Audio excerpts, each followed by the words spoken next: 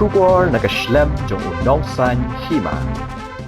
Kajing Ther uslap klam sange kala pendong iki pat ba kentup iki garo bat khasi ki bawan sya Jingïalang bakin sakut namar haba Jingïalang kala wai hakapor arbaje no phaisngi henry hadu lai baje jan miet ki babun kimpat la ban mi namar kajing hap uslap ubajur klam jing sange bat Ther uperthan kajing hap uslap kala sedang nado ba yengkran uba roi kupar sindram u president ke HYC henry mar syukut kajing kran uslap ulas sedang ban ai kham e Bat day hang ki pat ba kila sedang ban pra bat yeng haki kenro jong kidukan.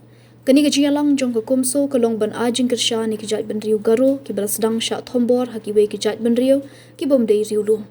Lai i ba kidukan Motphran syadu khandai lat kila khanglut bat ki kali ki baya Motphran kila duna namar Jingdon Jingïalang. Illegal activities because of these mafias.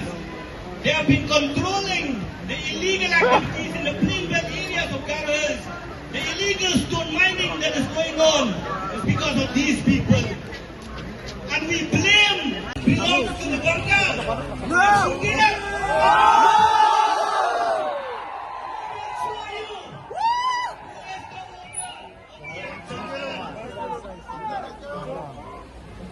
So people,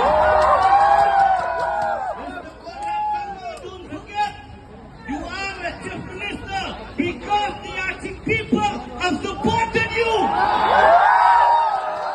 If they want, they will also make you come down of the Raksana or his party to sell the land of the Acting people to the Ria.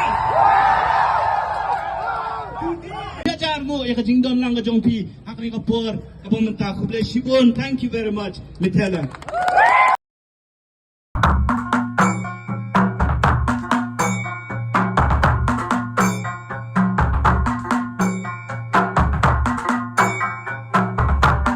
Ladang ya don kanu ka kamru ka bangin hap ya keren ya penbek ki kamru kumangalong ya piminem don kamra songkai ni songin.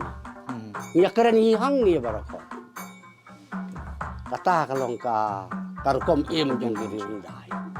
Langit ndaki briu klia be kata ka kum ka juk ka bamta kan kanduk kani ka jong man barim bon ki ai baro ki bale uman barim ki ladu.